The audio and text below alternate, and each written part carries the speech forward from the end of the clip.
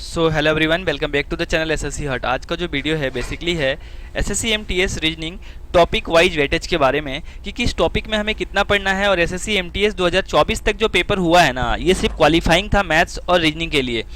तो किस टॉपिक में कितना पढ़ना है ये आपको थंबनेल में दिख रहा होगा। ओनली क्वालिफाइंग है ये, इसमें बहुत ज़्यादा आपको बर्डन लेने की ज़रूरत नहीं है। तो नेक्स्ट स्लाइड पे लेके चलते हो, सारी चीज़ें आपको समझाते हैं वन बाय वन करके। देखिए, अगर हम यहाँ पे सिर्फ रीजनिंग की बात करें तो रीजनिंग का जो पार्ट होता है ये होता है सेशन 1 में। ठीक है, सेशन 1 में मैथ्स के यहाँ पे 20 क्वेश्चन आते हैं, रीजनिंग के यहाँ पे 20 क्वेश्चन आते हैं और एक क्वेश्चन 3 नंबर कैरी करता है, तो ये 120 नंबर का पेपर हो जाता है। लेकिन एसएससी के जो नोटिफिकेशन है उसमें क्या मेंशन है कि session 1 is only qualifying, only qualifying. It means you have to score a minimum. ठीक है, मिनिमम पासिंग स्कोर। जैसे कि ओबीसी के लिए उन्होंने बताया है कि 12 क्वेश्चन, ठीक है, जनरल के लिए उन्होंने बताया है 14 क्वेश्चन, एसटी ओबीसी के लिए बताया है 10 क्वेश्चन। सो ये बेंचमार्क उन्होंने रख दिया है कि कम से कम इतने क्वेश्चंस आपके सही होने चाहिए और इसमें कोई भी माइनस मार्किंग नहीं है। तो ईजिली कोई भी स्टूडेंट इसको एस्पिरेंट्स आसानी से कर लेता है। अगर आपने एसएससी एमटीएस के लिए रीजनिंग और मैथ्स को नहीं भी पढ़ा है तब भी आप इतने स्कोर आराम से कर लेंगे। और इसके लिए आपको समय दिया जाता है 45 मिनट का। जैसे कि मैंने यहाँ बताया है 20 क्वेश्चन इंटू 3 यानी कि 60 मार्क्स का ये पेपर होता है। मेनी स्टूडेंट्स यहाँ पे ऐसे होते हैं कि वो आराम से 60 में से 60 मार्क्स गेन कर लेते हैं, लेकिन इसका कोई फ़ायदा नहीं है। हाँ, आपका प्रैक्टिस अच्छा है, यहाँ पे ग्रेजुएशन वाले स्टूडेंट्स भी पेपर देते हैं, 10+2 वाले भी देते हैं, एमटेक बीटेक वाले भी देते हैं, क्योंकि गवर्नमेंट जॉब लगना आज के टाइम पे एक मतलब वो हो गया है कि आपको ब्रह्मास्त्र मिल गया है। ठीक है, सो दिस टाइप की थिंग्स हो रही है। दैट्स वाई पेपर का जो कट ऑफ है डे बाय डे वो इंक्रीज होता हुआ दिख रहा है। मतलब कि ऐसे यहाँ से गया इस साल, अगले साल यहाँ आएगा, उसके नेक्स्ट ईयर यहाँ आएगा, उसके नेक्स्ट ईयर तो यहाँ पहुँच जाएगा।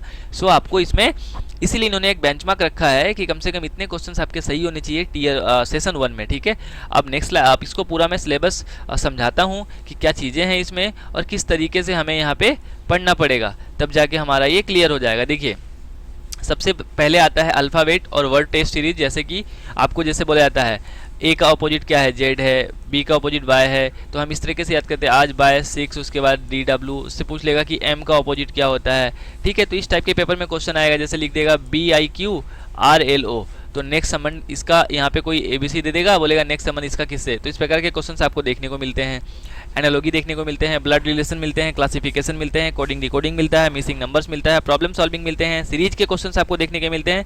इसमें वर्ड सीरीज भी होते हैं, नंबर सीरीज भी होते हैं, सिलोजिज्म के क्वेश्चंस मिलेंगे, वेन डायग्राम के मिलेंगे। नॉन वर्बल रीजनिंग में आपको क्या मिल सकता है, जैसे कि इम्बेडेड फिगर हो गए, ठीक है, पेपर कटिंग हो गया, ठीक है, उसके अलावा आपके वाटर इमेज हो गए, उसके बाद मिरर इमेज हो गए, क्लॉक हो गया, कैलेंडर हो गया। तो इस टाइप के क्वेश्चंस भी आपको पेपर में देखने को मिलते हैं। हालांकि ये ईटीसी का पार्ट है, but yes, when you are preparing for any government job examinations for reasoning, so you have to learn this things also, so it will definitely help you in other examinations. ठीक है ना। So direction, यहाँ पे दिशा परीक्षण, seating arrangement, ये railway में तो भर के पोस्ट है, भर के इसमें तो कोई जवाब ही नहीं है। Calendar and clock, as calculation, ranking हो गया, ठीक है, अर्थमेटिकल रीजनिंग हो गया, मैथमेटिकल ऑपरेशन हो गया, वर्ड सीक्वेंस हो गया, मैथमेटिकल ऑपरेशन हो गया। जैसे कि स्टार का मतलब प्लस होता है, उसके बाद यहाँ पे हर्ष का मतलब माइनस होता है। तो अगर इन दोनों को अगर हम आपस में बदल दें तो समीकरण दिया होता है इनमें से ये होगा, तो इसको आपको सेट करना होता है। अब हम ले चलते हैं आपको कि किस तरीके से इसका ब्रेकडाउन है। ठीक है, इसको थोड़ा सा जूम आउट करना पड़ेगा, मतलब जूम इन करना पड़ेगा, सॉरी।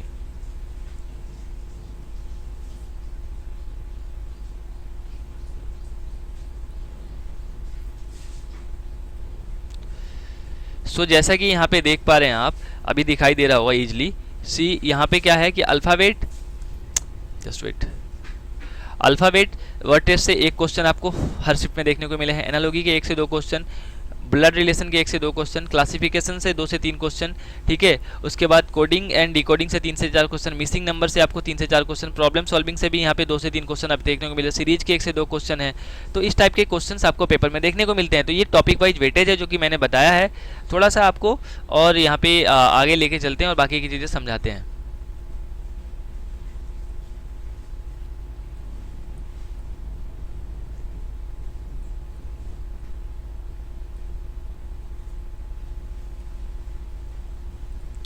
ठीक है, सो सीरीज तक हो गया था। ये है सिलोजिज्म के 1 से 2 क्वेश्चन, वेन डायग्राम से 2 से 3, और उसके बाद वर्बल एंड नॉन वर्बल से यहाँ पे 1 से 2 से 3, डायरेक्शन से 1 से 2 क्वेश्चन, सीटिंग अरेंजमेंट से 1 से 2 क्वेश्चन, क्लॉक कैलेंडर से 1 से 2 क्वेश्चन, एज कैलकुलेशन से 2 से एज कैलकुलेशन से 1 से 2 मिलेगा, रैंकिंग के आपके 2 से 3 क्वेश्चन मिलेंगे, अर्थमेटिकल रीजनिंग के 1 से 2 क्वेश्चन, मैथमेटिकल ऑपरेशन के 1 से 2 क्वेश्चन, उसके बाद मैथमेटिकल ऑपरेशन 2 बार हो गया सॉरी, वर्ड सीक्वेंस से 1 से 2 क्वेश्चन। इट मीन्स कि अगर 20 क्वेश्चन का यहाँ पे आना है तो अगर यहाँ पे 20 चैप्टर हैं तो एक एक क्वेश्चन भी ले सकता है। अब देखिए ये शिफ्ट वाइज है, ऐसा नहीं कि एक एक शिफ्ट में ये सारे शिफ्ट में पूछा गया है। हाँ, इनका अरेंजमेंट इस तरीके से होता है कि सपोज दैट आपका शिफ्ट अगर यहाँ पे 9 AM में है, ठीक है, तो इन्होंने यहाँ पे हो सकता है कि वर्ड क्लासिफिकेशन के आपके शिफ्ट में 4 क्वेश्चन दिए, या नेक्स्ट शिफ्ट में यहाँ पे उन्होंने सीटिंग अरेंजमेंट से 3 से 4 क्वेश्चन दे दिए। तो इस प्रकार से इनका अरेंजमेंट किया जाता है बाय द वेंडर। जो अभी एसएससी का वेंडर जो है अभी टीसीएस है, ऑलमोस्ट टीसीएस ही सभी का एग्जामिनेशन कराती है। तो आपको इन चीज़ों को, और टीसीएस का पैटर्न फिक्स है सर, ये 70% पीवाईक्यू पिक करती है और 30% जो है ये न्यू क्वेश्चन अराइज करती है, ठीक है। सो ये बहुत फिक्स पैटर्न है, जिस वजह से एसएससी का जो कट ऑफ है वो हाई जाता है। क्यों? क्योंकि बच्चों ने इसको रट लिया है, ठीक है, स्टार मार्क लगा के कि ये क्वेश्चन 12 बार पूछा जा चुका है तो एसएससी फिर से इसको रिपीट करेगी, ठीक है ना। सो ये बहुत ज़्यादा डिफिकल्टी लेवल है फॉर ऑल द एस्पिरेंट्स के लिए, ठीक है। तो अब आपको क्या करना पड़ेगा सर? इसके लिए कुछ नहीं करना, आपको रीजनिंग को कुछ भी नहीं करना, रीजनिंग को अलग से कुछ भी नहीं पढ़ना, नथिंग एल्स। आपको you have to do only one thing, that thing is कि सबसे पहले आपको जो ये पेपर हुआ था एमटीएस का, एमटीएस 24 का 10 सेट रीजनिंग के बनाओगे, 200 क्वेश्चन होंगे, ठीक है। इस 200 क्वेश्चन में अगर आपके 100 क्वेश्चन भी बन गए ना तो आप रीजनिंग मत पढ़ना, आराम से वहाँ पे आराम से करके आओगे 12 क्वेश्चन, ठीक है। आपको क्या पढ़ना है सर? आपको पढ़ना है सर यहाँ पे इंग्लिश, आपको क्या पढ़ना है? रीजनिंग। जीके में आपको स्टैटिक, ठीक है। I am here to guide you, ठीक है। स्टैटिक का मैंने पूरा का पूरा कंपाइलेशन टेलीग्राम पे डाल रखा है, आप जाइए ज्वाइन करके देखिए। और दूसरा है आपका हिस्ट्री, लिमिटेड चीज़ें पढ़नी है सर, पढ़ने को तो बहुत सारी चीज़ें हैं लेकिन जितना कम पढ़ के देखिए। अब आपको मैं 2-3 चीज़ें समझाता हूँ।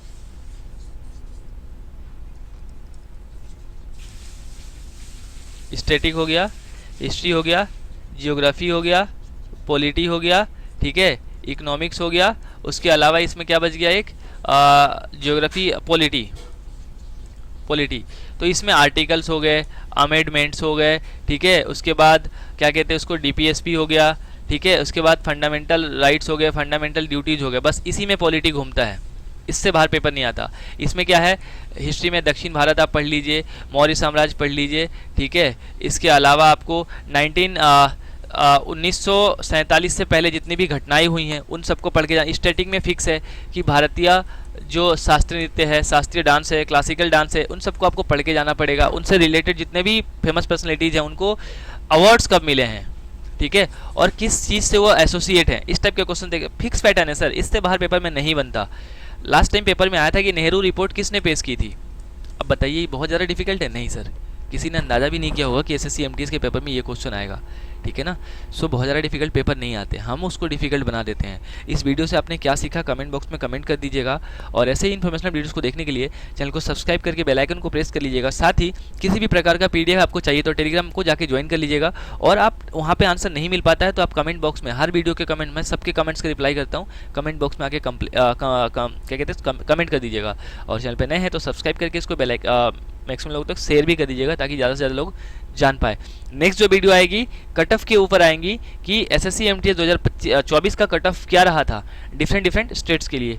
मिलते हैं किसी नेक्स्ट वीडियो में, तब तक के लिए पढ़ते रहिए, मॉक टेस्ट देते रहिए। Thanks for watching this video, bye.